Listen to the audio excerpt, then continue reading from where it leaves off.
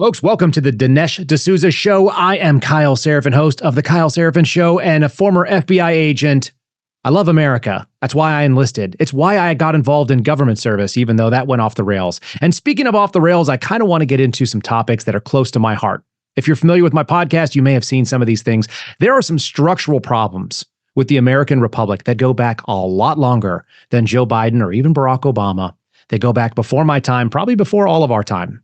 I want to break them down so we have a real keen grasp of the problems. But over the next week, we're going to be talking about why we love America and what is wrong with her, because we have to be honest about it.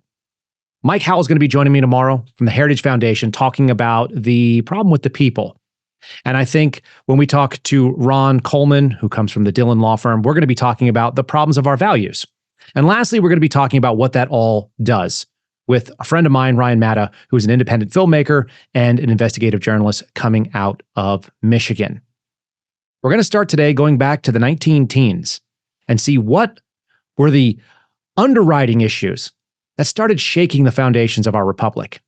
And then we're going to talk about how we can fix them. I hope you guys stick with us. This is the Dinesh D'Souza Show, and we are going to get right into it after this.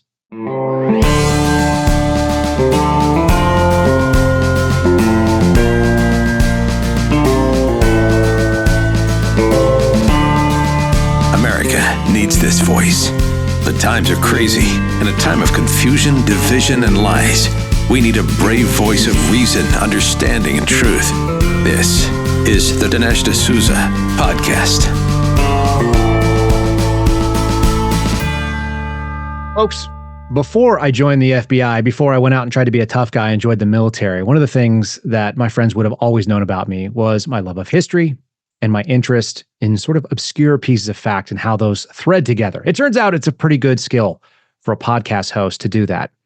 Today, we're going to get into the skeleton of the American system, which is to say there is a constitution, and we've been slowly eroding the strength of said constitution for a long time.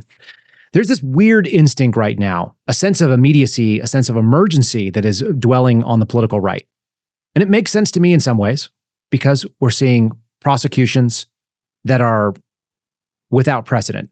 We're seeing fear from conservatives of their own government, which is not something that we've traditionally been worried about. We've not wanted big government, but we haven't been scared that the government was coming to get us in the way that it is right now. It's one of the reasons why I actually know Dinesh D'Souza. Dinesh invited me to be part of his movie, The Police State.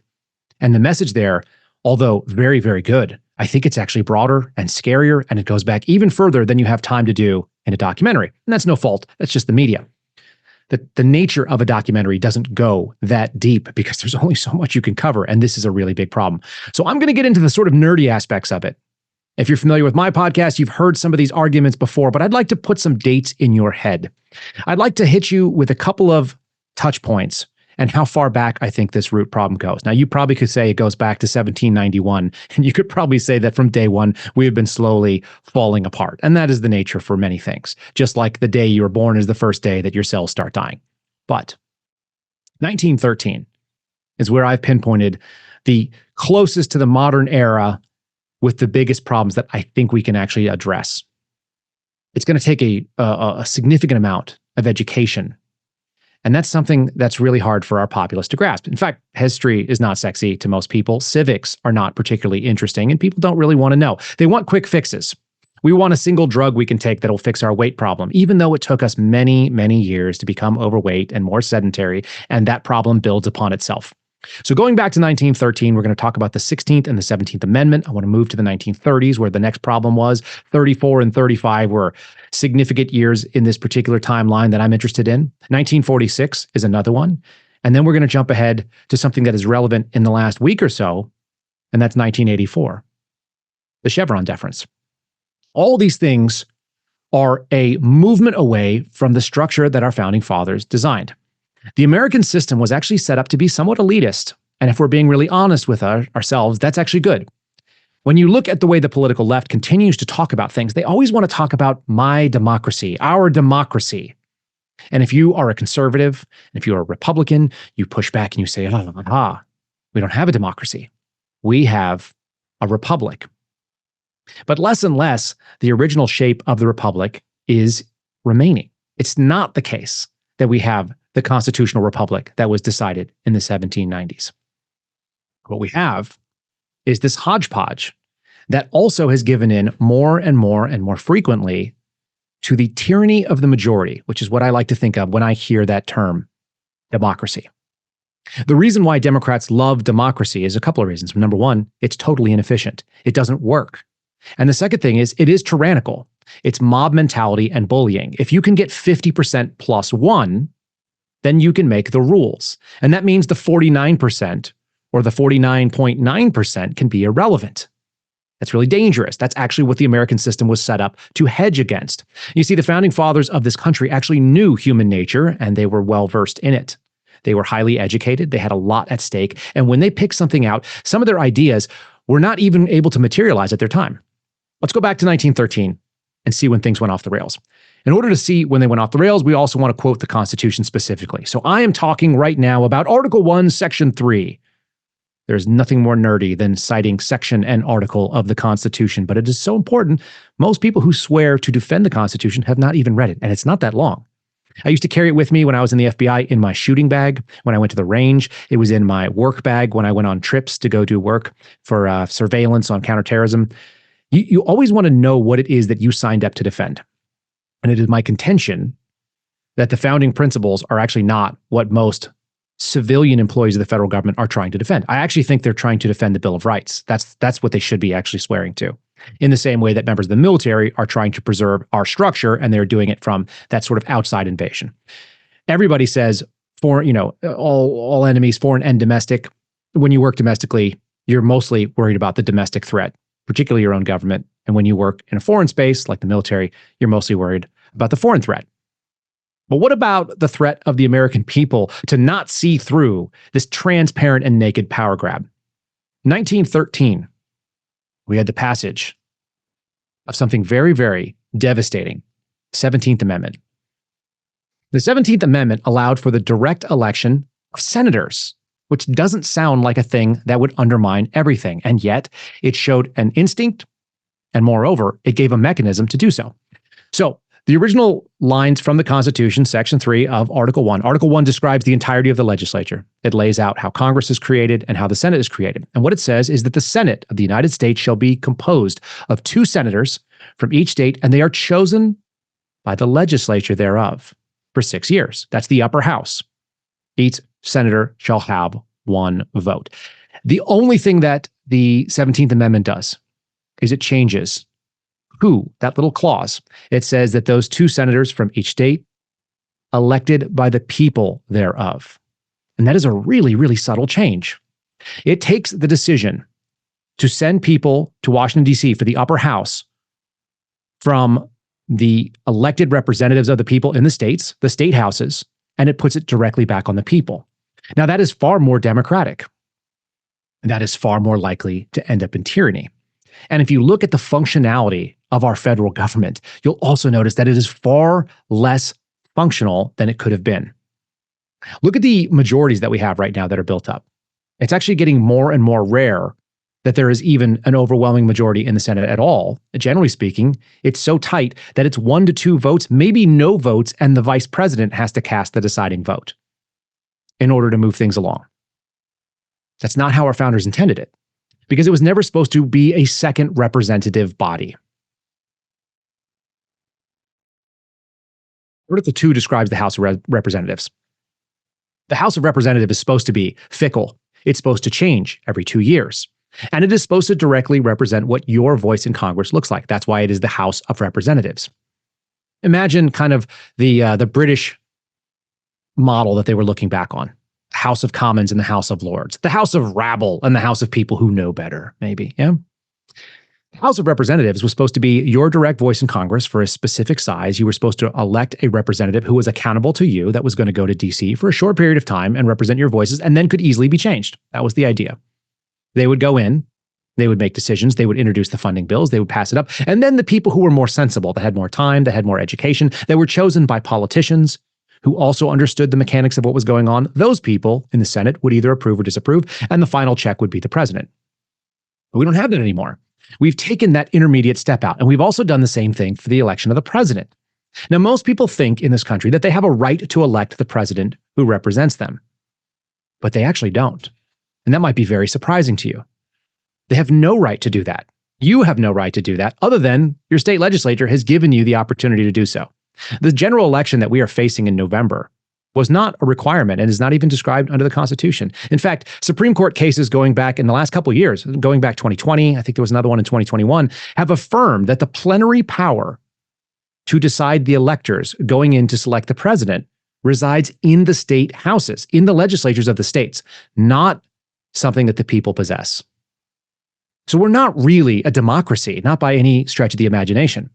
The president, so that's the head of the executive branch, is supposed to be chosen by the legislatures from each state, which makes a lot of sense. And if we did this, by the way, conservatives should be 100% behind this, because there are far more red states than there are blue states.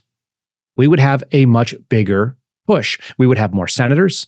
Somewhere between 60 and 70 would be Republican. And the same story. The White House would be represented by those state houses, 30 plus, that are red. But we've kind of given into this idea that America is about giving more people more opportunity, but only within the scope. When you start undermining that original piece of the puzzle, you see that that scaffolding is weakened. The 17th Amendment did that. It sounded really good on paper that people should have that vote. But the question is are the results any good? And the second thing that happened in 1913, which is equally disturbing, is the 16th Amendment, the one that predates the 17th. And it says very, very simply, and this could be probably the end of the Republic because of it. The 16th Amendment says, the Congress shall have power to lay and collect taxes on incomes from whatever source derived, without appointment among the several states and without regard to any census or enumeration. This is the justification for the federal income tax. It has not existed for all of time. And yet, America still had things going on. It was a power on the world stage in a way that maybe not the same thing you saw in World War II or World War I, but it was able to withstand invasions. The Brits tried twice, first during the Revolution, and the second during the War of 1812. They were actually able to maintain a pretty functional system. We did so without income taxes. So why do they need to do that? It centralized more power. In the same way that they have now given more power to people below, they gave all those people that are represented more power with the purse. Imagine a functional federalist system as we imagined it initially. That means the states were the ones who were supposed to decide what monies went to the federal government. You wouldn't have a Department of Education that was pushing kind of crazy ideas that didn't make sense in Alabama or Florida or Texas. California would do California. Idaho would do Idaho. They would take the monies and they would do what they wanted with it. But now we have a bigger tax burden that goes first to the federal government. Think about your paycheck. If you're a W-2 employee, your first cuts go to the federal government. They get the first look at your money. They have the authority to lay taxes on all incomes regardless of the source. And then they sort of just gave that up. Why is it that the executive is the one that always proposes taxes? We're going to talk about that too. This movement from giving the strongest powers to Congress amongst equals, if you will. You had two branches in the legislature that are supposed to be the first among the equals. They are the ones where all of the work is supposed to get done. We now are more and more trying to elect a king. And you wonder, how did that happen? It happened because of what happened in the 1930s and then again in 1946. I want to dig deeper into those because they're steps 3 and 4 in this sort of nasty chain of events that is actually starting to be undone in our time, in the last few weeks. We're going to talk about that right after these messages. You might have heard Mike Lindell and MyPillow no longer have the support of their box stores or shopping channels the way they used to. They've been part of this cancel culture, and so they want to pass the savings directly on to you by having a $25 extravaganza. Now, when Mike started MyPillow, it was just a one-product company, just the pillow, but with the help of his dedicated employees, Mike now has hundreds of products, some of which you may not even know about. So to get the word out, I want to invite my viewers and listeners to check out their $25 extravaganza. 2-pack multi-use MyPillows, $25. MyPillow sandals, $25. 6-pack towel sets, $25. Brand new 4-pack dish towels, you guessed it, $25. And for the first time ever, the premium MyPillows with the all-new Giza fabric, just $25. By the way, orders over $75 get free shipping as well. The amazing offer won't last long, so act now. Call 800-876-0227. The number again, 800-876-0227, or go to mypillow.com. Make sure to use the promo code. It's DINESH, Dinesh. All right, now's a part that I really enjoy because we get to take some punches at my ex-girlfriend, the FBI. The 1930s and 40s were transformative for many reasons. A lot of people don't realize this, but FDR got elected 4 times. He's the closest thing that America's ever had to an actual dictator. We hear all the stuff about Orange Man bad, Donald Trump is like Hitler, that he's going to seize power and never leave. The Democrats already have an idol that did that. And the only reason why he didn't continue on is because he died in office. He thought all of his ideas were the best. And some of them were objectively terrible. Under FDR, we had some really interesting moves. And even under Truman afterwards, we got the second worst thing, which is called the Administrative Procedures Act. That's 1946. So let's go into the 1930s. First of all, in 1934, 1935, you get these two sort of related actions. I did an entire podcast called The Governments Are Gangsters, or Government Gangsters, which are kind of the same thing. Governments and gangsters actually crossed lines in 1934 when the federal government looked around, saw the ability of regular people to buy machine guns. These were things like BARs and Thompsons and so on. And they said, we can't have that. Criminals are going to use them to shoot up the streets.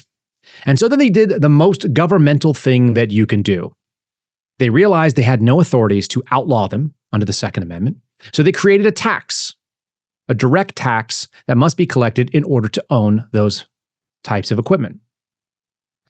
In 1934, a Thompson submachine gun, the so-called Tommy gun, was roughly $200. And so to make it, and that was very expensive at the time, by the way, that was not a cheap firearm. In order to make it completely outside the realm of regular people, they added a $200 tax to it, effectively doubling the price of the Thompson submachine gun. Do you know who was able to afford a $400 Thompson submachine gun? The very criminals that they were supposedly going after. So in a classic move, the government attempted to make something safer. They attempted to do some sort of program, and it backfired terrifically. It backfired in such a way that they were able to justify the FBI being armed and actually being formed. Many people credit the FBI's birthday with 1908 when it was the Bureau of Investigation, but this very enterprising young guy, J. Edgar Hoover, he actually had the name changed in 1935. Now, that should be the real birthday of the FBI. For some reason, they lie to you about their birthday. And as I always say, if a woman will lie to you about her birthday, what else will she lie to you about? The same thing is true of the FBI.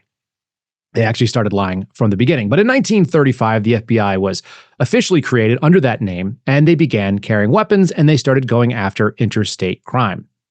Interestingly enough, individual citizens had less and less of an ability to resist people who were carrying these types of weapons because they were now effectively outlawed by this horrifically high tax. Now, the only upside to it is that because they wrote the law specifically in 1934, and they wrote it to the time of 1934, it holds on to this weird anachronistic amount of money, $200, which today, because of inflation and other failed policies, it's actually not that much money comparatively.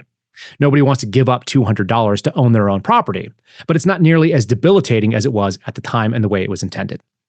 Now, there were discussions at the time about why a tax and whether they could ban it outright. And they knew they couldn't ban these weapons outright. They knew they couldn't take this power from civilians. They also felt like a tax was the end around that they could use. And this sort of end around mentality was something that FDR was big on. It was like push the limit as far as you can. This is actually fairly standard to totalitarians all across the world. You push up until you find resistance, and then you either overcome the resistance or you back off there and you do it again later. So you get this new agency that's set up to do what? Law enforcement? Go after interstate gangsters? That's an important thing. But if you're a student of history, you know that some of the great interstate gangster cases were actually solved by state-level troops, state-level law enforcement, Texas Ranger types, state police officers. They got in the most aggressive interactions. Bonnie and Clyde is a really good one. If you watch The Highwaymen with Kevin Costner, it's really enjoyable. It's a good retelling of it. Does a nice little job poking fun at the FBI, who had all the resources of the federal government, who was supposed to step in the gap and solve this problem that existed back in 1935, which is to say that radios didn't line up with other radios, that each county was responsible for law enforcement in the county, but had to stop at the jurisdictional lines, that these things called mutual aid and a federal warrant service that would actually share whether or not somebody had a valid warrant, NCIC is what we call it, that stuff didn't exist back then. So the FBI was the solution to those problems. It's not terrible. But like all things in government, the self-licking ice cream cone sort of existed to make itself exist. The tongue exists because there's an ice cream cone. The ice cream cone exists because there's a tongue. And so it just serves and builds up bigger and bigger. The FBI, like all government agencies, measured success by growth. So they started going after civil rights. That happened really early on. That happened under McCarthy. That happened during the Red Scare. This happened during the Civil Rights Movement. It happened during the Patriot movements in the 90s. Like over and over. COINTELPRO, that's the 60s and 70s version. All of these things were step up trying to make the agency have a purpose instead of evaluating whether or not we should keep it and throwing it out. That's what a system that made sense would do. We don't do that. So you've got this bizarre moment where the federal government is given a bunch more power and it's given to the executive. And I think that the cherry on the cake for this, or the cherry on the top of the sundae, is 1946 with the Administrative Procedures Act. This is the most unsexy thing in the world, and it is one of the most dangerous things, especially after 1984, because of how weaponized it became. The Administrative Procedures Act was essentially saying that the government would give itself, Congress would give to the executive, broad mandates. Make sure that we have clean air and water. You figure out how to do it. And then they would create this comment period. They would give them sort of a framework, a rubric with which to evaluate how they did their job. But it gave Congress the ability to not do legislation the way that it was supposed to be done. They didn't have to be specific. They didn't have to go through and hammer out the details of what would be funded and how it would be funded and who would do it and what kind of headcount would be there. They just said, here's a certain amount of money. Here is a mission set. Go solve it. Now, in corporate America, that's great because your money is accountable. But you just saw, we just gave the federal government the ability to pull taxes from all people directly. They could independently go and say, we want to take all this money and we're going to do all these things. And by the way, in order to do the next thing, we're going to need more money. This is a leftist absolute dream, by the way. I call it the unfalsifiable premise. It's what happens when you set up the following.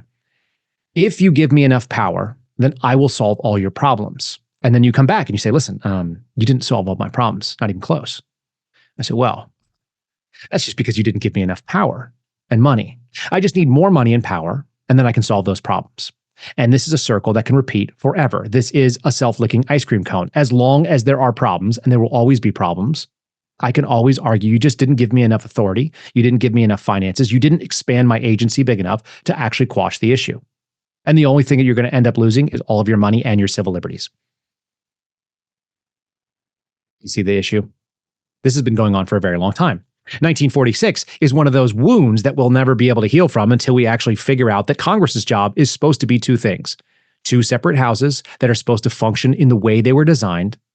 And more importantly, they're supposed to legislate specifically. They are supposed to put these long bills, they don't need to be that complicated, but they tend to be hiding things instead of actually doing the detailed work of legislation. How many people are supposed to be in here? What's the head count? How much money are we authorizing per head? That's not what happens. The APA says that the government itself, on the executive branch, will propose their ideas. We'd like to ban bump stocks. We're just going to say we can. Why? Because we have a broad mandate to handle alcohol, tobacco, and firearms. And we've decided, in our infinite wisdom, that these things actually are something else. Even though they're a mechanical design that allows for an inertia function of a firearm, what we're going to do is we're going to actually hammer home and say that this has something to do with rate of fire, even though that's never mentioned in the law. And because Congress is used to taking a back seat to the executive, it goes forward. And then, thankfully, you have one last check against this sort of tyrannical mandate, and that's the people suing, petitioning for the redress of grievances. They can do so in court, and you may win, and you may actually do it. But you have an uphill battle that costs you a lot of money, just like Mike Cargill, a gun store owner in South Austin, Texas. He stepped up. And he took a suit saying that you cannot interpret laws outside of their actual meaning. And the court, amazingly enough, agreed. But that rule was created under the APA in 1946. The APA got a shot of steroids in 1984. And that also just got overturned. In the last 3 weeks, we have seen a bump stock ban come out of the Supreme Court, failed, didn't hold up to legal scrutiny. We've seen the Chevron deference, which I'm going to talk about in just a second here, turned over. And then even lastly, and related, is this defense, the case of Fisher for January 6ers. And many of you may be familiar with this novel interpretation of essentially a paperwork law under the Enron failure. They took it and they broadly interpreted the vague words in the statute, and they said, well, we can use it for what we want. And they've been using it, the disruption of an official proceeding. It's a felony that carries up to 20 years, and that's what has been used and weaponized against members of the public who attended a political rally that turned into a riot, and some people were involved in trespassing in American government buildings. It's fairly wild, but all these things happen only when the government has the default position of being correct. And that's what the Chevron deference did. In 1984, we had a Supreme Court case that essentially ruled in favor of the government's ability to be the default correct answer. It was Chevron USA Incorporated versus the National Resource Defense Council, and thus the Chevron deference. The deference is that the government has the default position of being correct. This is a wildly un-American concept. The men who founded this country looked around and thought of a centralized government as a real problem. In fact, the fundamental debate whether or not we would ratify this Constitution was between two groups, right? The Federalists, you've heard a lot about those papers, and the Anti-Federalists, who actually, on second look, are probably correct. They probably always were correct.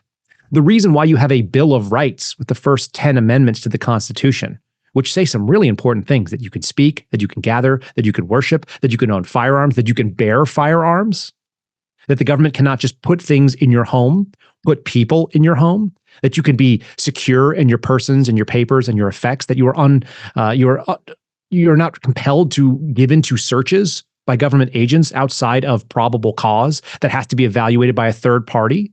A judge is supposed to evaluate whether or not that warrant is even reasonable.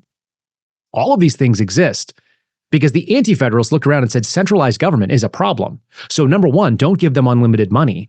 Don't let them take the money directly, and don't trust them as the default position. The Chevron deference actually turned all that over in 1984. And that's why we've seen this erosion of civil liberties that continue to happen. First Amendment, Second Amendment, Fourth Amendment, Fifth Amendment, Sixth Amendment. All of these movements are in favor of the government's position because the government operates from this unfalsifiable premise that if you just gave me more power, I could solve the problems. You didn't give me enough power, I'm going to need more. And people who are overwhelmingly comfortable and generally are less inclined to experience more discomfort, they just passively agree. We saw this in 2020. We saw it in a big way. What we saw was people will actually be bought off by the smallest amounts of money and the most meager amounts of comfort. Sit at home, don't go outside. When you do, you must wear a mask.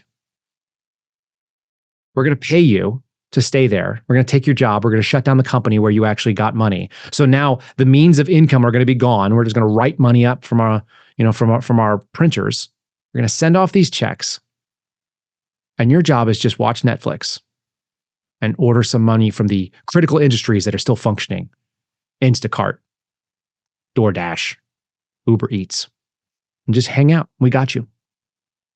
That was one of those attempts to push universal basic income. But the weirdest thing is where does that money come from? It comes from the people. Why does the government have money? Because they are able to directly tax you. And there are no series of 50 states that are saying, hey, that's our money and that's our citizenship. And by the way, they're from Tennessee or from Texas or from Wisconsin first, and they are Americans second. There was this overwhelming push towards a national identity. In some ways, that is good.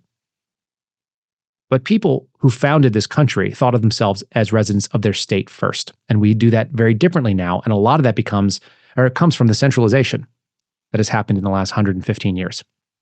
Kind of wild to think about that because it predates all of our existence. But most Americans didn't think of themselves as Americans first. You would have no America First movement. You're getting to the point where I'm in the America Only camp. But I would also be in the Montana First, the Texas First camps. I would be just fine with naming your state and looking out for it because you're going to be the best determining factor on how your money is used. Chevron deference in 1984 gave that default position to the government, and it made every single lawsuit against the government, particularly the executive agencies we're talking about here. This is going to be everything from the EPA to the ATF. These organizations, whether they be talking about navigable waterways or be talking about whether or not this little device inside of your weapon system is a machine gun, all of these little movements made you fight the uphill battle with the presumption that the default position was the government was correct. In a baseball analogy, the tie goes to the runner. The runner is the government. This is the opposite of how this country was set up. And it left us in a dangerous spot for the last 40 years. Interestingly, 40 years to this last week, we have now seen it overturned. And I'm not sure if I'm pronouncing it right. It's either Loper or Loper. But the Loper decision allowed us to finally scale back these protections that were given to the government that have no right in the government's hands back to the 1946 Administrative Procedures Act. Congress looked at it and said there were some safeguards that were removed in 1984. And for the last 40 years, we've been playing by a different set of rules. These rules are inappropriate. It didn't undo everything that Chevron did, but it at least gave us a fair footing to go and challenge. And you're seeing those challenges taken up by this court, whether it be about machine guns, whether it be about people having authorities to decide on their own and the government being not involved. The most wild thing that many of us remember from earlier this year is that we heard about the EPA going after people's gas stoves. The reason why they think they can do that is because they've been doing that for 40 years. That is at least one, maybe two generations of government employees that believe that the default position, the tie goes to the government. And so why wouldn't they try to push it? And they have been. It's my argument that although there are other issues, the structural instability of our constitutional republic has been undermined for well over this 100 years. I'm going to show you kind of the last movements forward because we are in a time where people are realizing the state of emergency that we've created. We're actually getting to the point where there's a swing back. I'm incredibly hopeful this July 1st, as we go into July 4th, this week where we celebrate the birthday of this country. There's no reason not to be actually very optimistic. A lot of good things are happening in a lot of different spheres. And like I said, we're going to be talking about them all week long, but today's is about the structure. We're going to do a little bit more in just 1 second. Listen to this message. Sales of oil have historically been predominantly in US dollars. Recently, oil producers such as Saudi Arabia have been exploring options for sales in other currencies. Oil sales in other currencies would lessen the demand for the US dollar. Are you tracking? So we ask you this. If there's less demand for the US dollar, what happens to that US dollar? This is one of the reasons why you should consider Birch Gold and why they are a valuable resource if you want to protect your investments and your assets. For over 20 years, Birch Gold Group has helped thousands, tens of thousands of Americans protecting their savings by converting an IRA or a 401k into an IRA in physical gold. To learn more, you can text Dinesh to 989898 and then claim your free, no obligation info kit on gold. Birch Gold has earned the trust of their customers with an education-first approach. They have thousands of happy customers and countless 5-star reviews. You can protect your savings with gold before that dollar plunges any further. Text Dinesh to 989898 today. Big tech, big government, and the progressives have done everything they can to silence the truth and sanity, but there is a secret weapon they can't touch. A year ago, a new streaming platform, the Real Life Network, was launched to provide a desperate world with much-needed programming, free from the overreach of government and media. Go to reallifenetwork.com, subscribe for free, and when you do, you'll receive an ebook, Countdown, God's Ultimate Endgame, as their way of saying thank you. When you sign up, you'll have access to 100 programmers who deliver outstanding, truth-filled, hopeful entertainment for the whole family. The Dinesh D'Souza is proud to be one of them, and you can find more interviews there on Real Life Network. Yeah, subscribe now at reallifenetwork.com and get that free digital download of Countdown, the ebook from Real Life Network founder, Pastor Jack Hibbs. That's reallifenetwork.com for your free ebook and access to all of this amazing content today. Here in the break, producer Brian brought something up. $200 was a lot of money. How much money was it? I had to look it up for you. It was almost $4,700. That was the tax stamp. Imagine if you could buy something that would cost you $4,700 and then you had to pay twice. That's what we're talking about here. That's what the government did to you for machine guns. And you're thinking, Kyle, I don't own any machine guns. This is not really that important to me. I don't even own that many guns. Number one, I recommend you fix yourself, because tough times means you should be able to protect yourself. But there's a fundamental American right. And it's not just about firearm ownership. It's about self-reliance. This right and this sort of responsibility that goes along with it that says you and only you are where the buck stops. The minute that you cede your personal safety, your personal sovereignty over to the government, this is all inevitable. All of these things will march along. It might take 115 years. But the generations that came before us ceded that comfort, right? They accepted comfort and they ceded their sovereignty. And 1934 is a good marker for it. The FBI being instituted was another. The state law enforcement agencies should have resisted that, but they couldn't. The money was getting taken out in advance. And the government just digs deeper and deeper into your pockets because they have the authority to do so because of those amendments from 1913. Now, 1984, Chevron defense gets established. 1986, the Hughes Amendment was added to a package signed in by Ronald Reagan. Everyone likes to think that Ronald Reagan was this moment of perfection in American conservative politics, and he did a lot of things right.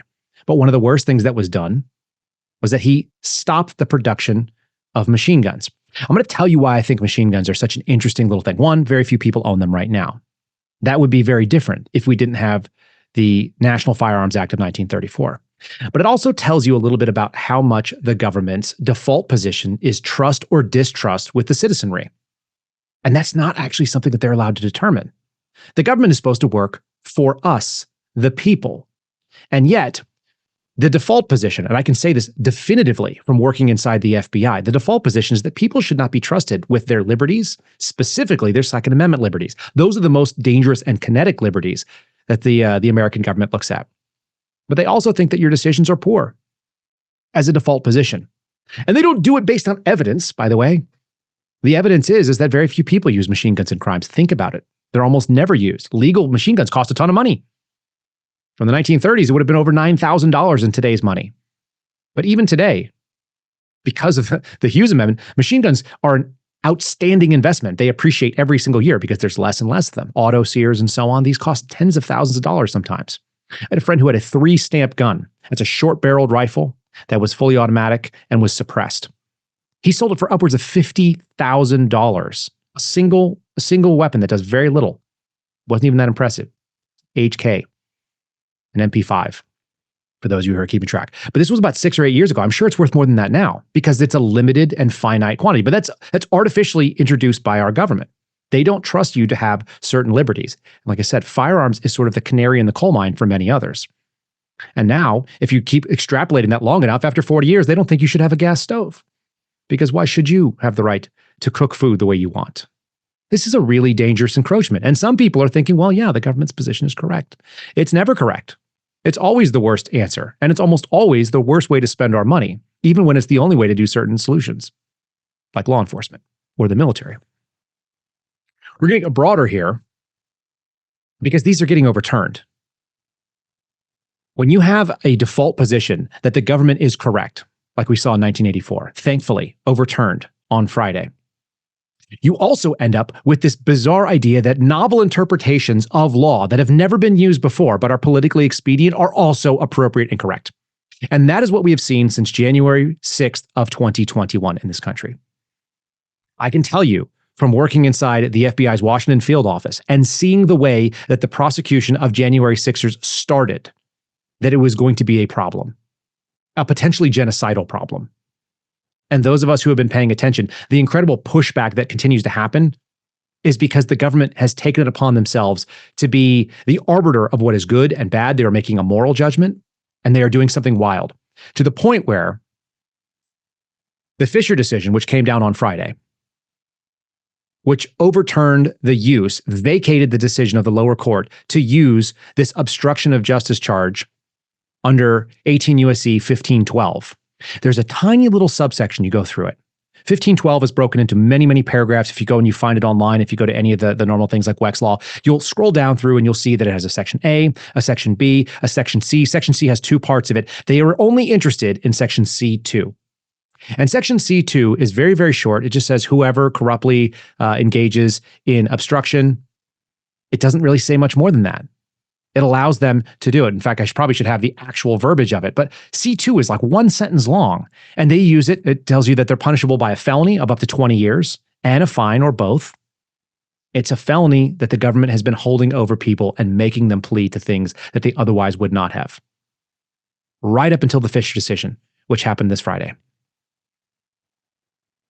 The government took a law that was written during the Enron debacle, while people at Arthur Andersen were apparently shredding records and the allegations were flying. By the way, most of those convictions have been vacated and overturned in appeal.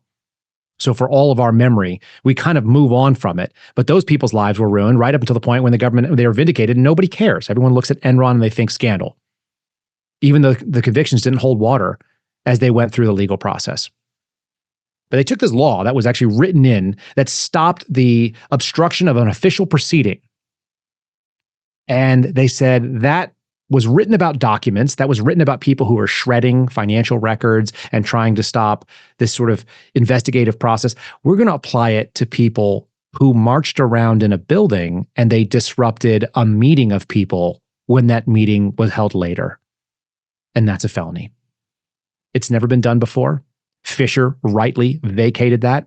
And unfortunately, because the government's default position is always that it's right, and it is not comfortable with the idea that it's not. 115 years, 110 years have marched it along to be the default position is tie goes to the government. You have Merrick Garland issuing the following statement in regards to Fisher v. U.S. He says, quote, January 6th was an unprecedented attack on the cornerstone of our system of government, the peaceful transfer of power from one administration to another. I am deeply disappointed by today's decision, which limits an important federal statute that the department has sought to use to ensure that those most responsible for the attack face appropriate consequences. He goes on, he talks about how well they've been doing going after 1,400 plus defendants. He said that it's not going to stop them from going after people. But he's wrong. It actually is going to stop them from doing some things. And how does he conclude that statement? How do you think? He has to use that word, democracy, the tyranny of the majority. He says, we will continue to use all available tools to hold accountable those criminally responsible for the January 6th attack on our democracy. The problem with the word democracy is that it has a creeping definition because the mob continues to have a bigger and bigger understanding of what it is.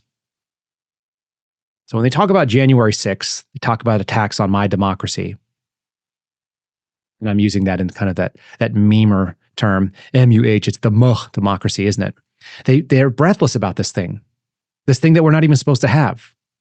We're supposed to be a constitutional republic that is delineated out where the powers are separated dramatically.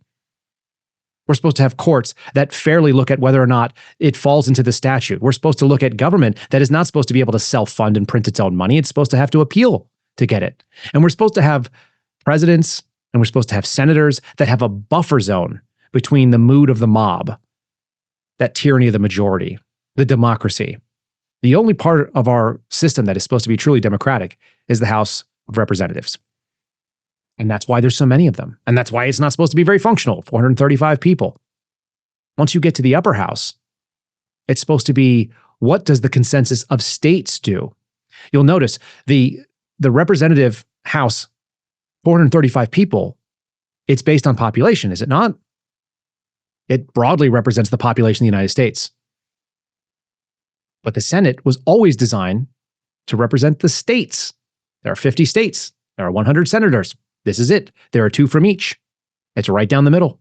And the state house is supposed to send their representatives. It's not how it works. And once you start undermining the mechanics of the game, it's the equivalent of why people think things are unfair if they haven't read the rules and somebody breaks out a new rule for Monopoly. There are things that are called house rules, and then there's things that are actually written down on the box. You can show them. You say, look, no, this is the rule. You just didn't know it. So you've been playing on this assumption that doesn't exist. Americans right now are playing under this assumption this is always the way it's been, but it's not. It's not new, but it's not since the beginning. They changed the rules.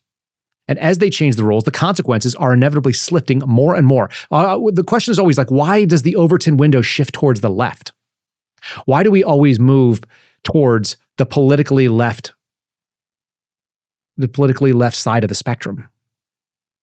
And it's fairly obvious because they shifted the rules in their favor. And they did so during times when people were most likely to not pay attention. The difference is, and I think this is the advent of this new era, this is why I have a lot of hope.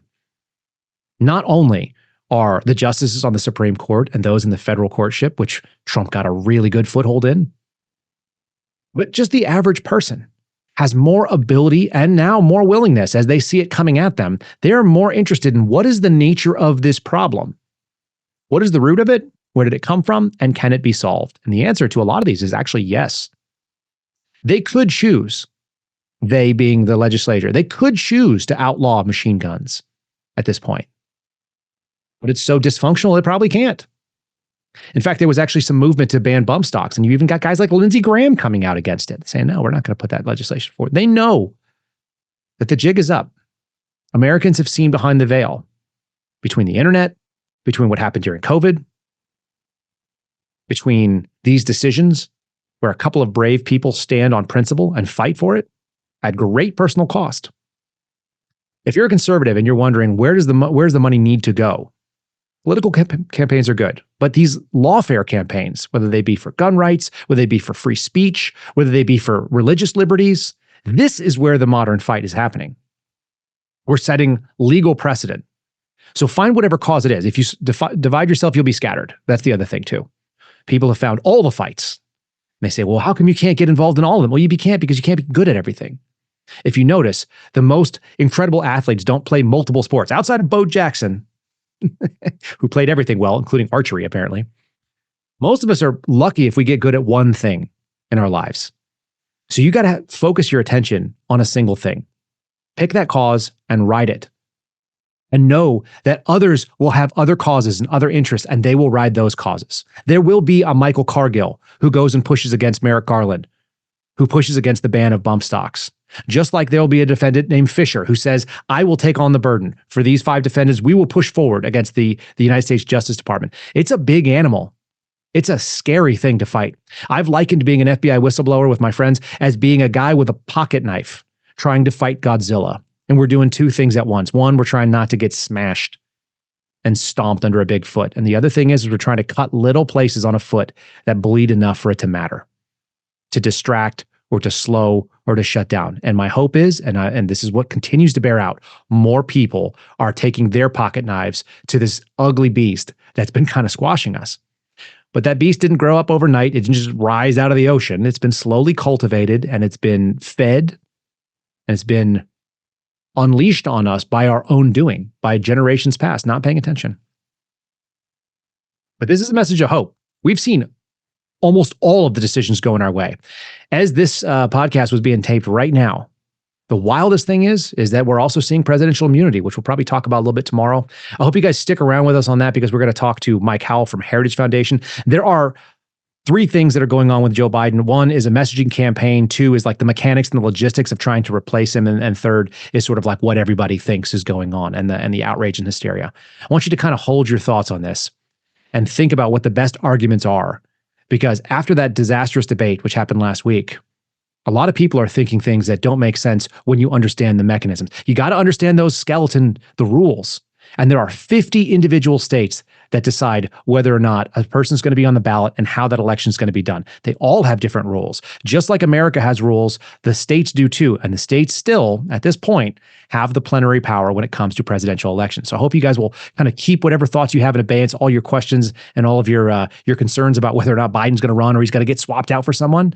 And give me a chance to talk to Mike Howell tomorrow, who's doing 2 things. Number 1, he's probably going to debunk a lot of the thoughts that you've heard. But more importantly, he and the folks that he works with have a plan to make sure that horse of if it's going to be changed out at this point, if you want to swap horses in the middle of the race, we're going to make that transition really, really, really hard. That's all coming up tomorrow. I hope you guys stick around for that. I hope you guys enjoyed our post today. I hope you have a lot of hope. I really do. I hope for your hope because America is still a great nation. It's the same nation that I signed up to serve. Would I serve in the same way? No. Many of you who are veterans are thinking that this 4th of July, we've got friends that died. We got friends that are destroyed because of it, friends that took their own lives. But this is the first 4th of July in the last couple that feel like the swing is in favor of all people and all freedoms, that actually sort of mirrors that sense of hope under the Declaration of Independence, when 5 men got together and signed their own death warrant, saying that they were going to go toe-to-toe with the King of England, an incredibly big force, a military, not like today, but the most powerful military at the time. And they said, we're going to stand because we think that there are some bigger issues at play. Americans right now are facing the same kinds of bigger issues. And they come from inside our own house, which means we're going to be the experts on them if we want to be. Stick around for this week. You guys are going to get a lot more of this. I'm Kyle Seraphin. This is the Dinesh D'Souza Show. Thanks for joining us as a guest host here. I really appreciate you guys lending me your ears. And we'll see you tomorrow. Subscribe to the Dinesh D'Souza podcast on Apple, Google, and Spotify, or watch on Rumble, YouTube, and salemnow.com.